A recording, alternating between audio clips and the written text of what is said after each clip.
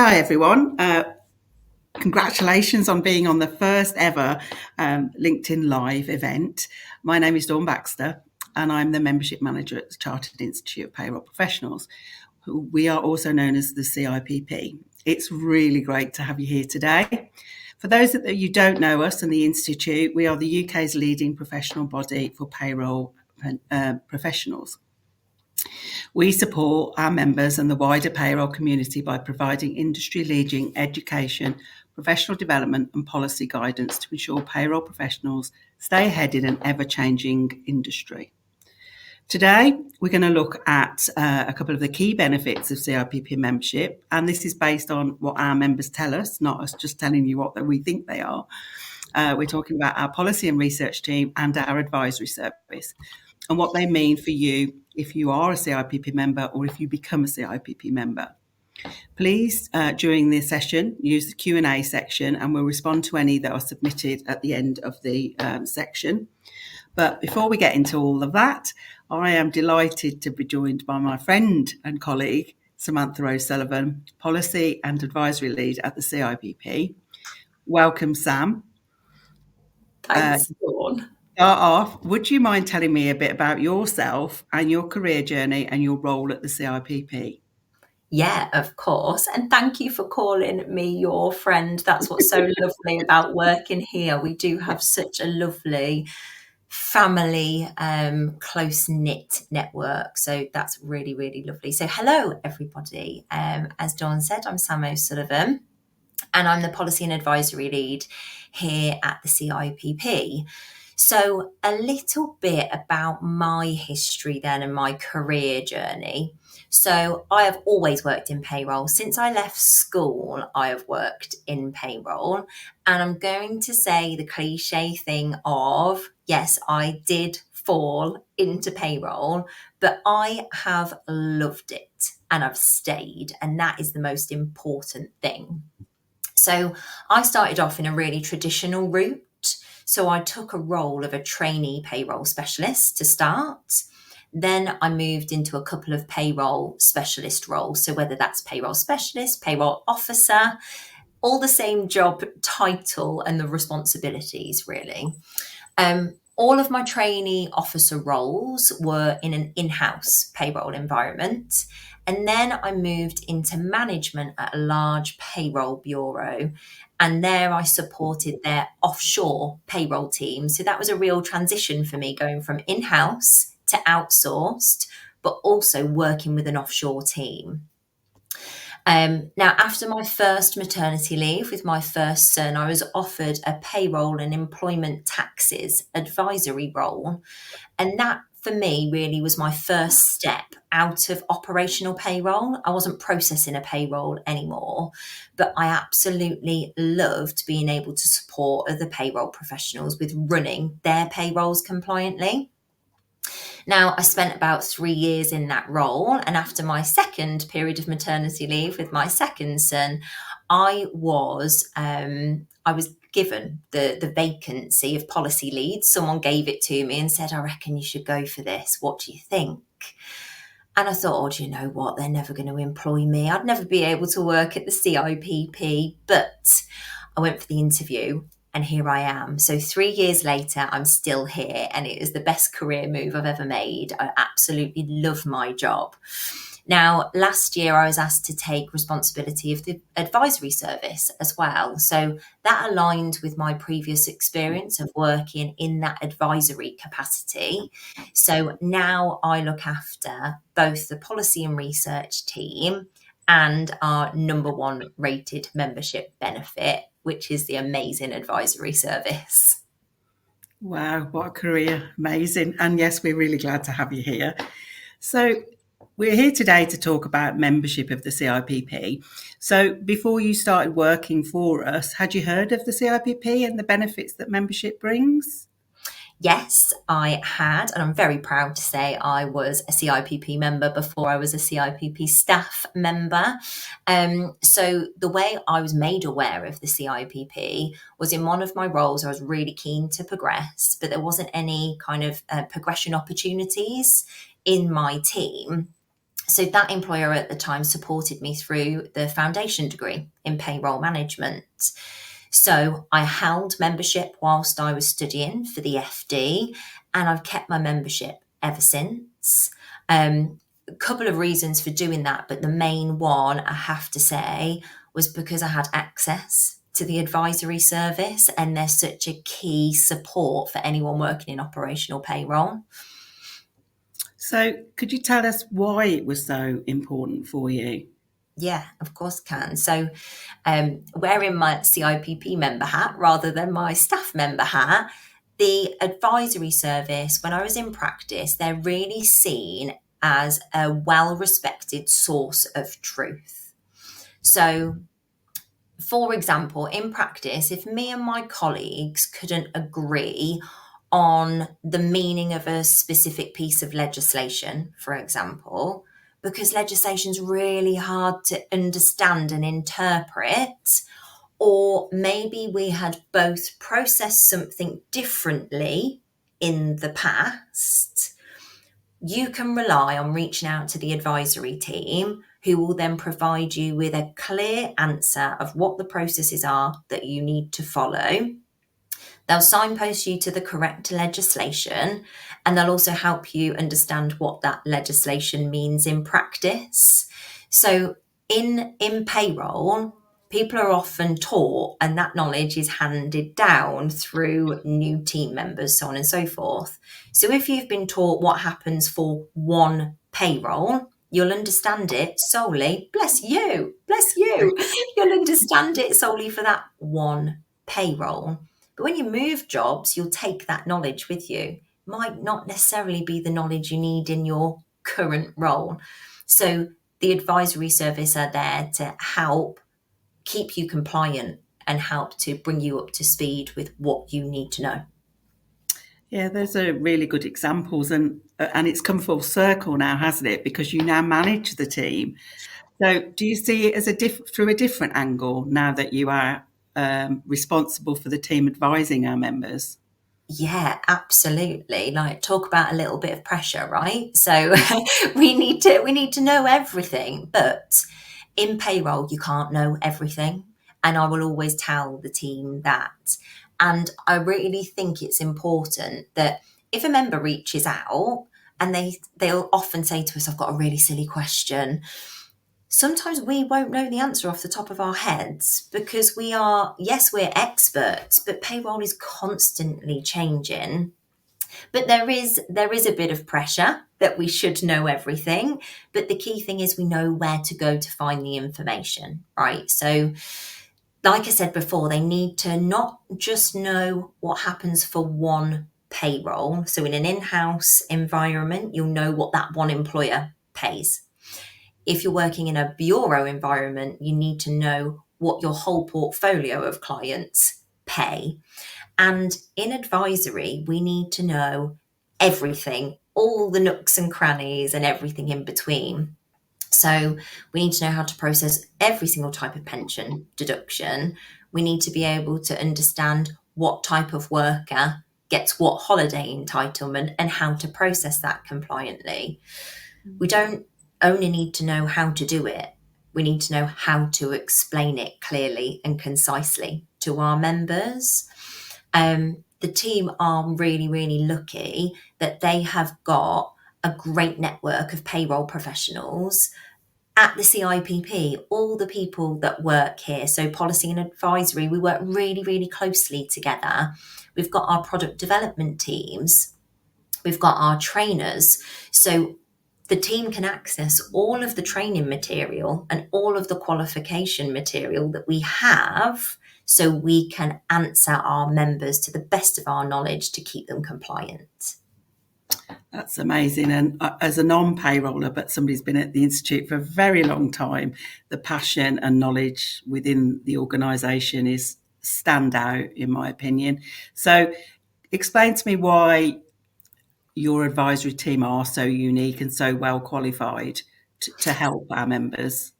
Okay, so within the advisory service, we've got a team of 5. So we've got Angela, Siobhan, Lisa, Samuel, and Monica. And between them, they have got 111 years worth of operational payroll experience. Stunning. So they've all worked in operational payroll before coming into this advisory role. They've all completed the FD, so they're all qualified with our qualifications that we run at IPPE. So because they've worked in operational payroll, we've all been exposed to the stresses that our members experience on a day-to-day basis.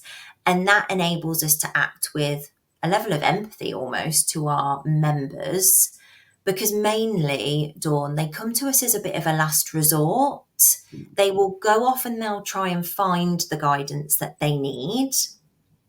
Once they've searched the answer, they may have discussed it with a colleague.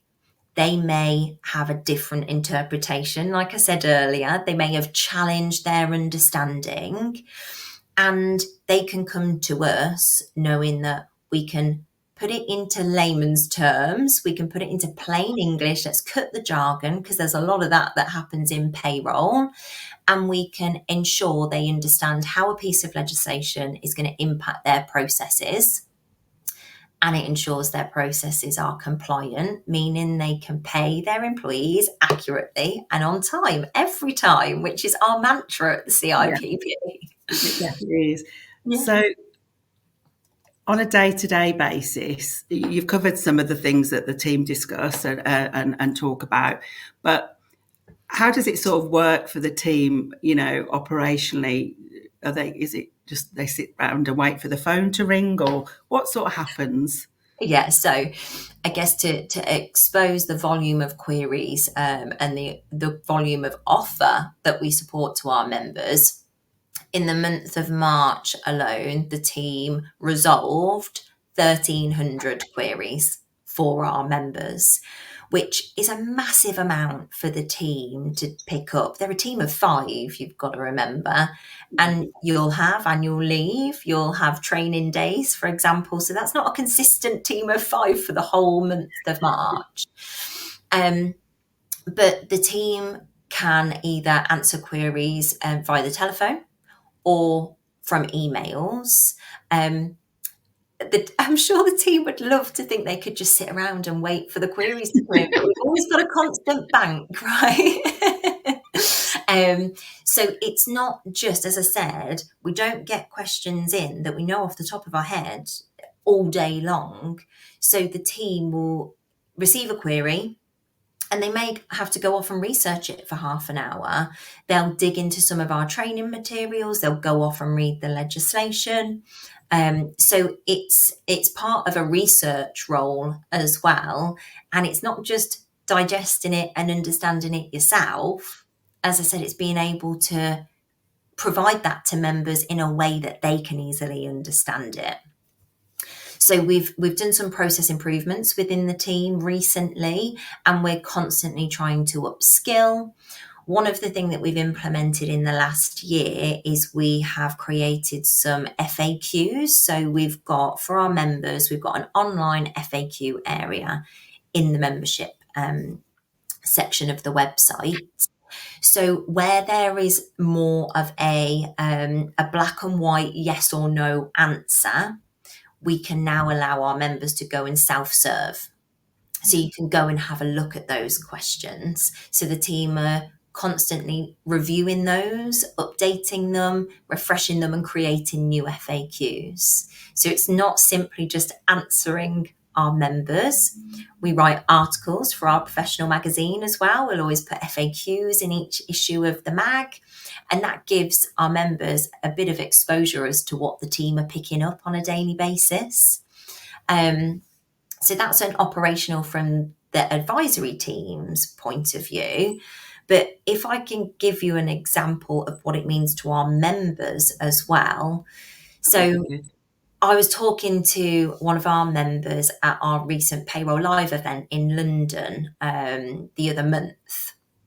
And they explained that they're managed by a non-payroll professional.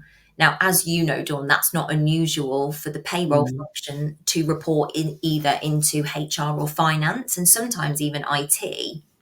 So This member explained to me that when they joined this organisation and they started in their role, they reviewed their holiday pay policy and discovered that it wasn't compliant to the rules that came into effect last year. So they put a business case together, they took it to their director, and they didn't really seem that bothered that it wasn't compliant or up to date. Now, the member was able to reach out to advisory, explain the position, confirm that the current process was ran in this way. So this is X. I think it needs to be Y. Can you confirm my understanding is correct? So the team did that. And once our member took that email trail to their director, they allowed our member to change that company policy. So that goes back to our team being that source of truth. We're trusted within the industry, even from a non-payroll professional.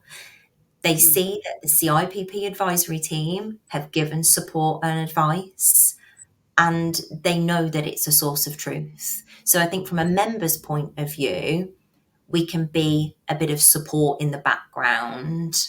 Yes. I think that's an amazing story, and you know, it's not the first one I've heard over the years, but it is a very good, relevant, recent one that we can help you, you know, give you more kudos, if you like, with your organisation.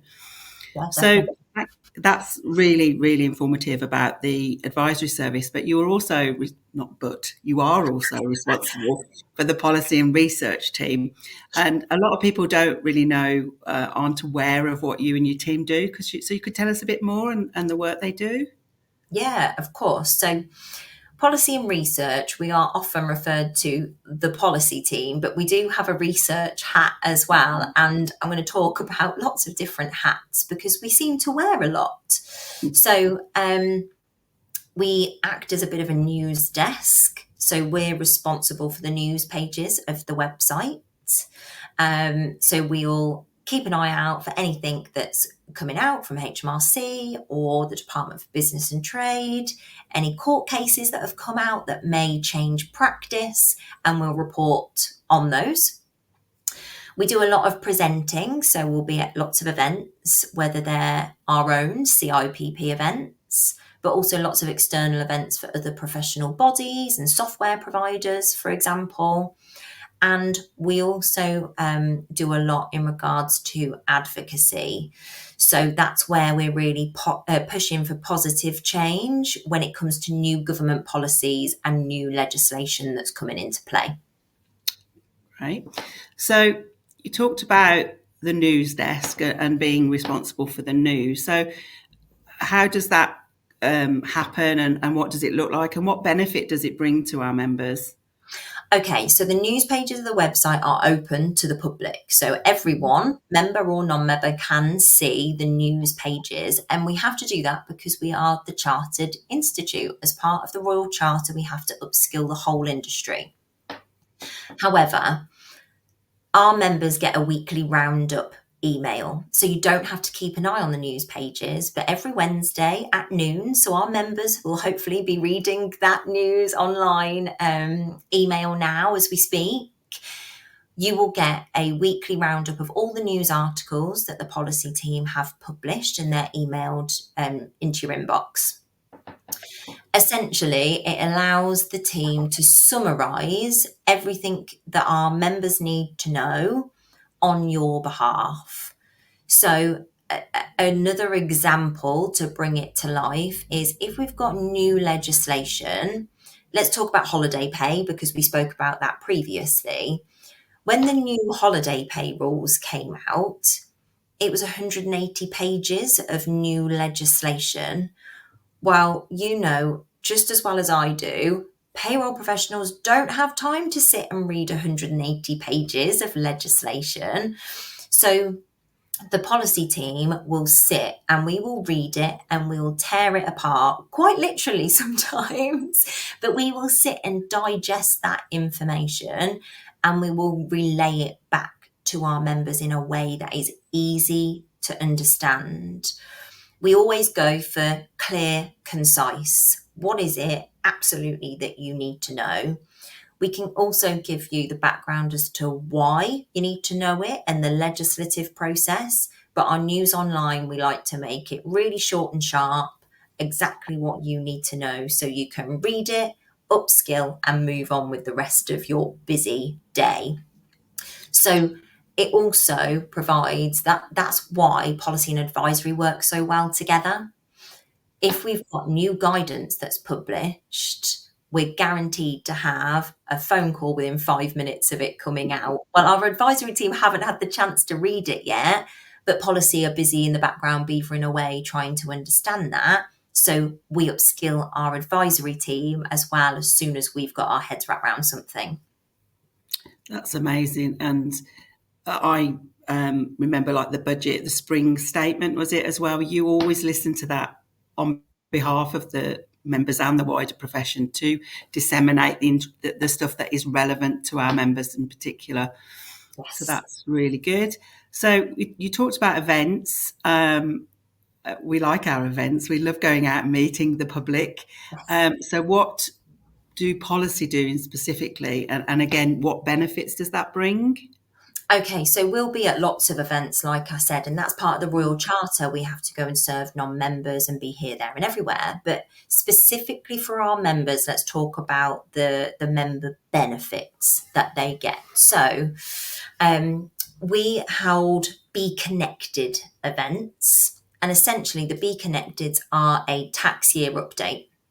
So our members can either attend them online or face-to-face.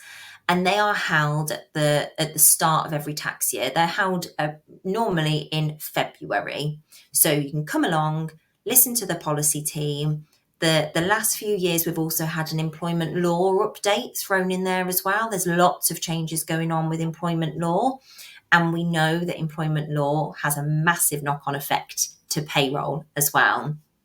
So our members can attend those events, and that ensures that they're going to be then compliant when entering the new tax year. So you'll know all the new tax rates, thresholds, all your statutory payments for the year ahead.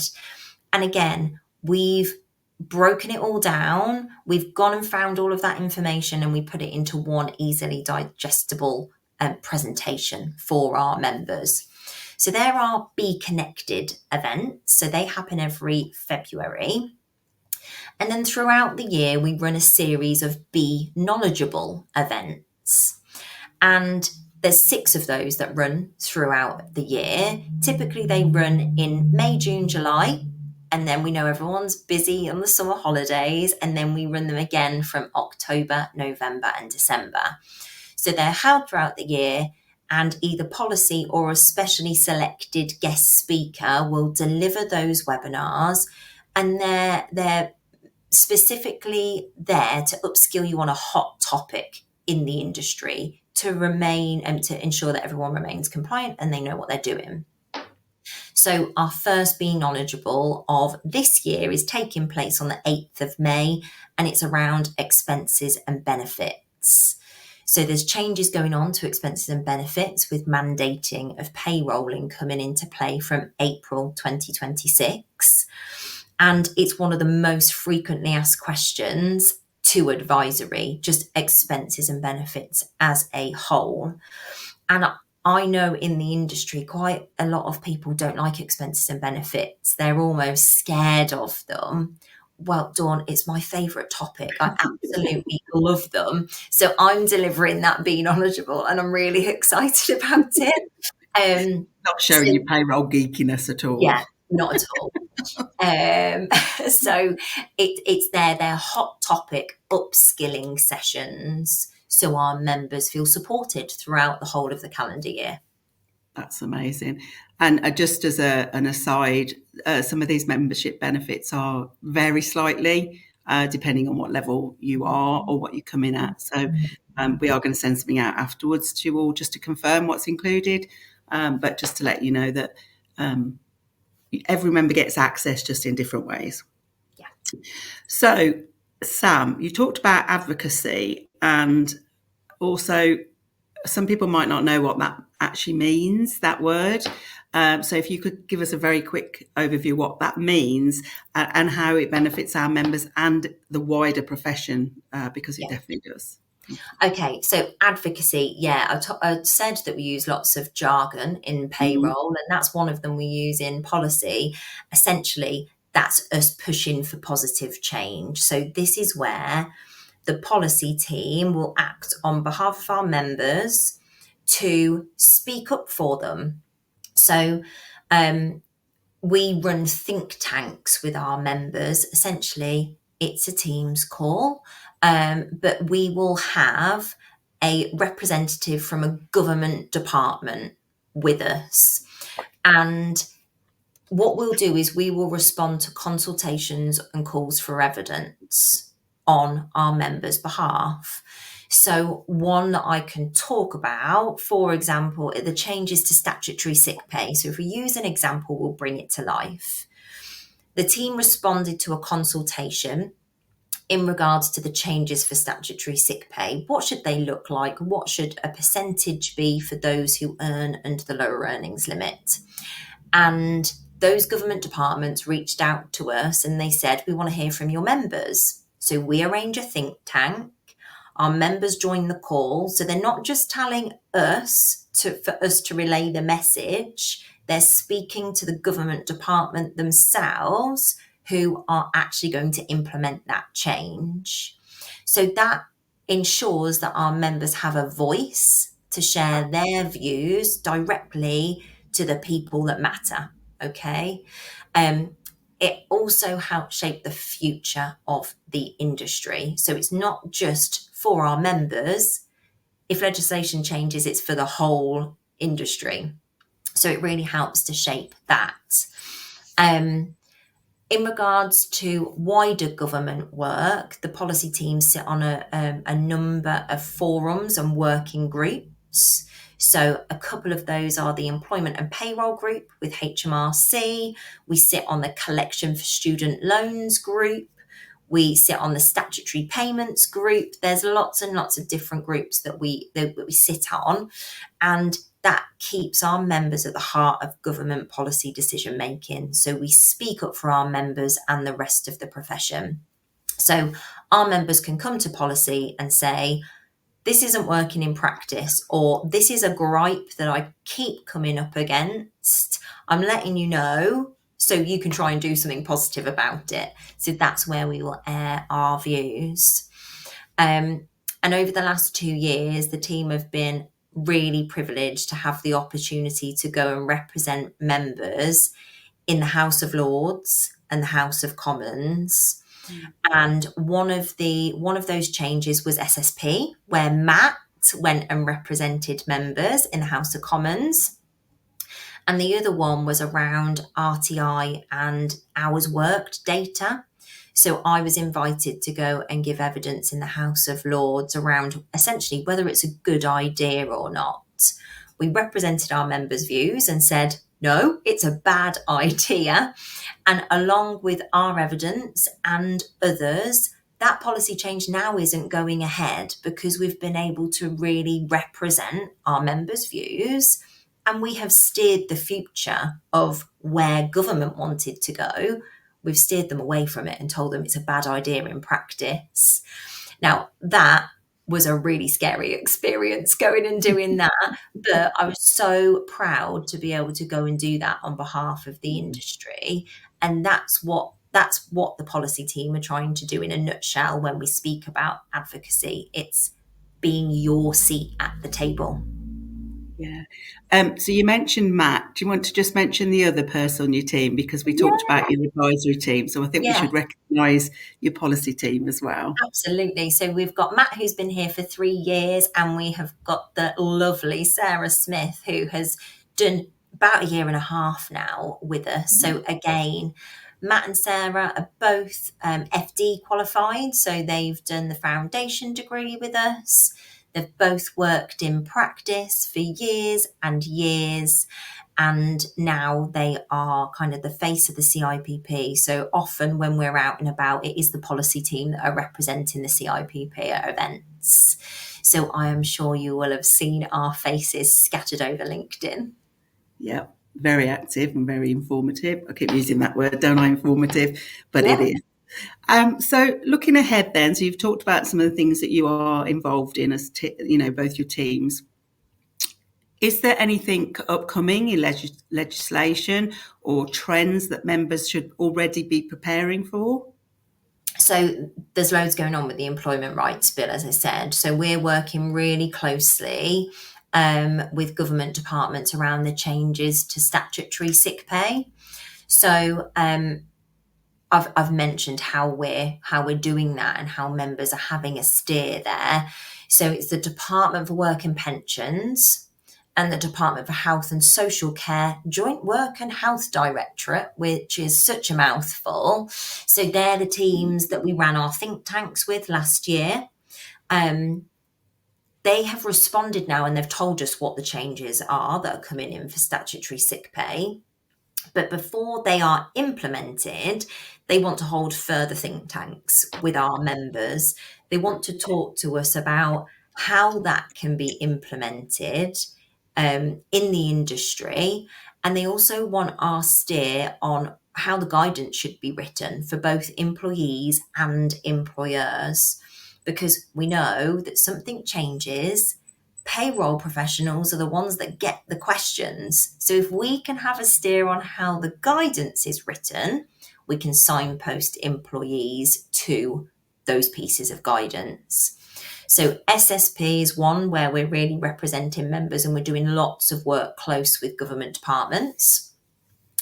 And I can't not mention payrolling benefits. I know I touched on it briefly. So members should be preparing for that. But HMRC have gone very, very quiet when it comes to payrolling benefits. They are, however, engaging with us. They are keeping us informed, as in, we've got no further information to give you right now. But they have, once again, they've asked us to support with guidance writing. So we will be doing that. And if there's any opportunity for HMRC to speak directly to our members when it comes to payrolling benefits, we will, of course, ask HMRC for that and offer it out to members if that's something that they want to take us up on. That's great.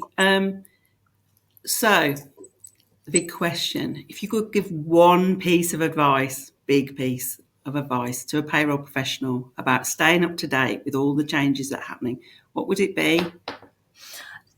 You've just got to be a member. Let's face it, right? You've got to be a member. I was a member for 12 years before I joined, and wherever my career takes me, the CIPP will always be my professional body. So I will forever hold membership with the CIPP. Like I've said about the news desk piece, policy are there to keep you up to date. So you don't have to be trawling the news pages and listening to 10 webinars a week to try and keep up to date. We'll summarize everything you need to know, and you need to read one email a week on a Wednesday at 12. Have it with a hot cup of coffee and a biscuit. And then you've got advisory. Like I said, I used to use them all the time before I worked here. I still use them all the time. Drop them a quick message. Can you tell me what this means? So it's that double, the double benefit that you get from policy and advisory. It's just invaluable. You can't beat it. And I agree, obviously. I haven't seen any questions. If anybody's got any, if you want to pop them on now, and we can try and answer them. Hopefully we've given you so much information. You're all prepared and understand what we've been talking about. So I can't see how many of you are on, and I know some people watch this back afterwards. But if you're not a member, after hearing Sam talk so passionately, why aren't you a member? We have different membership grades and they will fit you wherever you are in your career. We all have squiggly careers. We all go a bit wiggly about where we go, but we're here for every single step of the way. There are 3 entry levels: affiliate, associate and full. And we're going to send you some details afterwards on the different levels, the costs and the benefits that you would get. as a goodwill for today, for attending and listening to us. We'll give you a code there's normally a joining fee of £50. And we're going to give you a code of LL25. That's LL25, LinkedIn Live, abbreviated. And we will confirm that in an email. And you'll be able to use that online as well if you want to join online. I hope to see those of you that are non-members join. Somebody once said to me, I wish I'd known 30 years ago that you had all the information at the tip and touch of a button. Why didn't I know about it before? So make sure you register for our next LinkedIn Live, which will be on the 11th of June, where I'll be joined by Laura Murphy, our content editor. And we're going to be talking about our magazine, industry-leading magazine, award-winning, and why it's a great benefit for you, your learning and development. So make sure you join us for that. I'd really like to thank Sam for such amazing passion and information, and it makes me really proud to be part of the CIPP, that we have such passion and knowledge as part of the team. We look forward to all of you joining and continuing to be part of the CIPP community. Thanks all. Bye. Thanks, Dawn. Bye.